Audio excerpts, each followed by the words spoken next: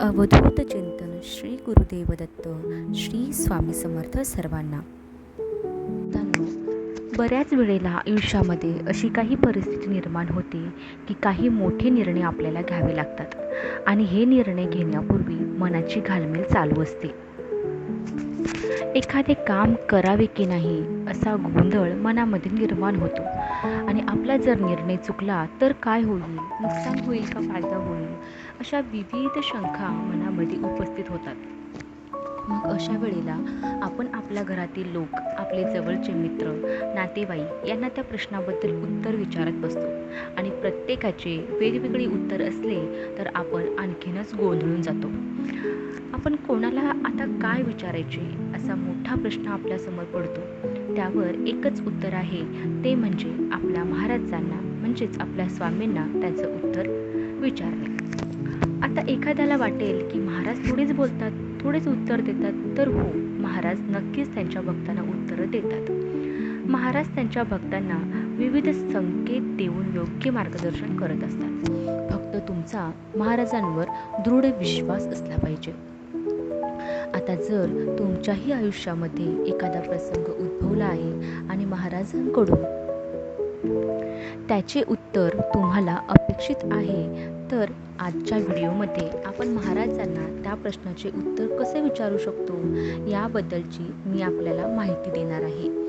त्यामुळे व्हिडिओ तुम्ही शेवटपर्यंत नक्की बघा. पण त्याआधी स्वामी समर्थ कमेंट बॉक्समध्ये लिहायला विसरू नका. तर सर्वप्रथम तर महाराजांवर तुमचा अगदी दृढ विश्वास असला पाहिजे की महाराजांनी जरी तुमच्या मनाविरुद्ध उत्तर तुम्हाला दिले तरीही आपण महाराज जे सांगतील तीच आज्ञा पाळणार आहोत, याची मनाशी गाठ बांधून ठेवावी. महाराजांच्या आज्ञेबाहेर तुम्ही जाऊ नये, कारण त्यामध्ये आपलेच नुकसान होणार असते हे महाराजांना आधीच ठाऊक असते. त्यामुळे महाराज कधी कधी आपल्या मनाविरुद्ध सुद्धा आपल्याला उत्तर देऊ शकतात आणि महाराजांना प्रश्न उत्तर करत राहणे हा कोणताही खेळ नाही आहे. त्यामुळे महाराजांवर जर तुमची नितांत भक्ती, श्रद्धा असेल, विश्वास असेल, तरच तुम्ही महाराजांना एखाद्या प्रश्नाचे उत्तर विचारा. आता आपल्याला काय करायचं आहे, तर आपल्याला एक प्लेन पेपर घ्यायचा आहे, कोरा कागद घ्यायचा आहे किंवा लाईन असलेला पेपर घेतला तरीही चालेल. आता आपल्याला त्या पेपरचे 2 तुकडे, छोटे तुकडे करून घ्यायचे आहेत आणि दोन्ही तुकडे हे समान आकाराचेच हवेत.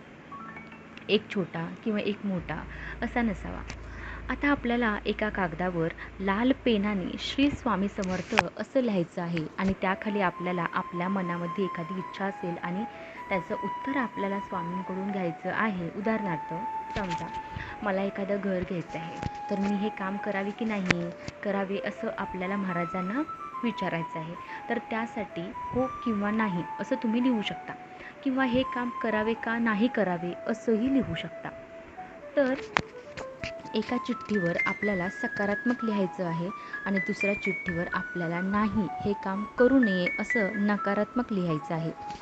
आता दोन्ही चिठ्ठ्यांची आपल्याला एकाच पद्धतीने घडी घालायची आहे.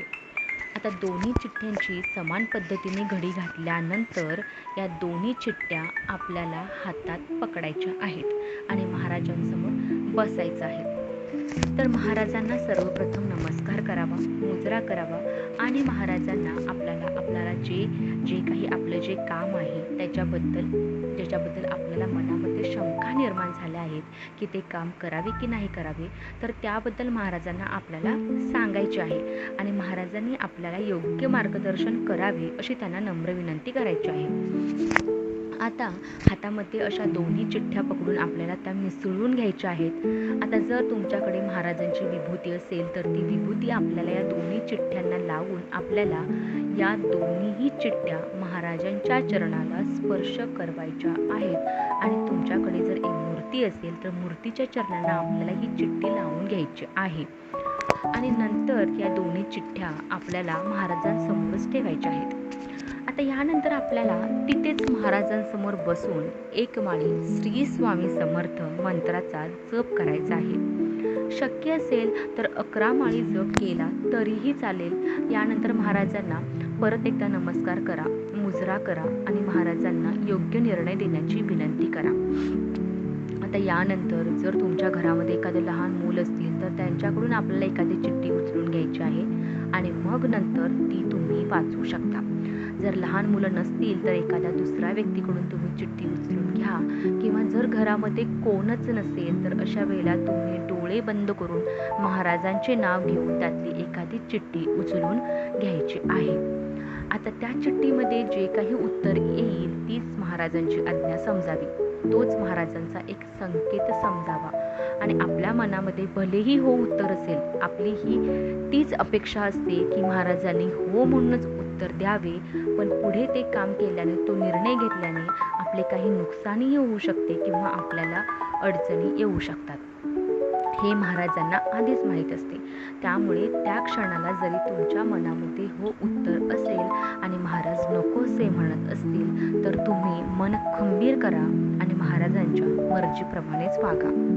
कारण आपले कल्याण कशामध्ये आहे हे आपल्या महाराजांनाच, म्हणजेच आपल्या स्वामींनाच माहीत असते. महाराजांच्यावर संपूर्ण विश्वास असेल तरच ही कृती करावी. कारण महाराजांची आज्ञा जी काही असेल त्याप्रमाणे वागण्याची तयारी तुमची असेल तरच महाराजांना प्रश्न विचारावा. नाही तर स्वामी नाही म्हणाले पण माझे मन तर हो म्हणत आहे, तर मी करून बघतो, तर तसे जे काय असं आहे ते आपले काम हे कधीच होत नाही. तुम्ही स्वतः हे करून बघा, अनुभव घ्या आणि स्वामीने दिलेले उत्तर याचा अनुभव घेऊन बघा. आपल्याला कितीही वाटले आणि आपण ते काम करायला गेलो, जेव्हा स्वामी आपल्याला नाही सांगत आहे तर अशा वेळेला ते आपले काम कधीच होणार नाही याचा अनुभव तुम्ही स्वतः घेऊन बघा. आपल्या भविष्यासाठी जे चांगले आहे तेच स्वामी आपल्याला सांगणार आहेत. त्या क्षणाला आपल्याला असं वाटणार की महाराजांनी असा निर्णय का दिला, पण कालांतराने महाराज आपल्याला दाखवून देतील की ती गोष्ट आपल्यासाठी कशी अयोग्य होती. त्यामुळे जर तुमच्या आयुष्यामध्ये पण अशी परिस्थिती उद्भवली असेल आणि तुम्हाला निर्णय घेणे कठीण जात असेल तर अशा वेळेला तुम्ही महाराजांकडे मार्गदर्शन मागू शकता. चिठ्ठ्या टाकून निर्णय घेण्याचा संदर्भ हा श्री स्वामीचरित्र सारामृतामध्ये सुद्धा देण्यात आलेला आहे. अध्याय 12 मध्ये याचा उल्लेख करण्यात आलेला आहे. बाळाप्पा महाराज हे सर्वप्रथम भगवान शंकराची पूजा करून मग महाराजांच्या सेवेसाठी येत असत. त्यामुळे सुंदराबाईंनी महाराजांना असं सांगितलं की आपण बाळाप्पांना आज्ञा देऊन हे पूजन थांबवावे. तर स्वामींनी काय केलं, तर स्वामींनी बाळाप्पा महाराजांना तशी आज्ञाही केली, पण बाळाप्पा महाराजांना असे वाटले की सुंदराबाईंच्या बोलण्यावरून महाराजांनी आपल्याला अशी आज्ञा केलेली आहे. त्यामुळे त्यांनी ही 2 चिठ्ठ्या लिहून टाकल्या, ज्याच्यामध्ये पहिल्या चिठ्ठीत असे लिहिले होते की पूजन करावे आणि दुसऱ्या चिठ्ठीमध्ये पूजन करू नये असे लिहिलेले होते.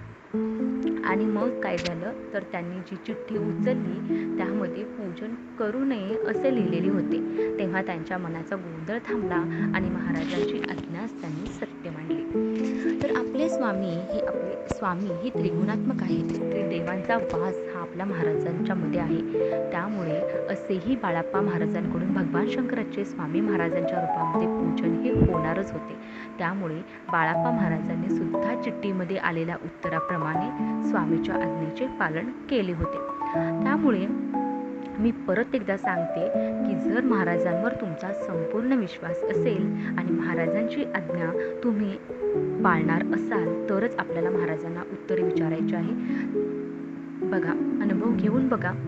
तर आजचा व्हिडिओ कसा वाटला हे मला कमेंट करून नक्की सांगा. व्हिडिओ उपयुक्त वाटला तर तो इतरांसोबत शेअरही करा, ज्यामुळे तुमच्याप्रमाणेच इतरांनाही त्यांच्या प्रश्नाचे उत्तर मिळेल, त्यांच्या मनातील गोंधळ नक्कीच थांबेल. तर असेच माहितीपूर्ण व्हिडिओ पाहण्यासाठी चॅनलला नक्की सबस्क्राईब करा आणि त्या शेजारी बेल आयकॉनवर प्रेस करा, जेणेकरून असे उपयुक्त व्हिडिओ जेव्हा मी टाकेन तेव्हा त्याचे नोटिफिकेशन तुम्हाला पहिल्यांदा मिळून जाईल. तर व्हिडिओ शेवटपर्यंत पाहिल्याबद्दल धन्यवाद. जय श्री स्वामी समर्थ.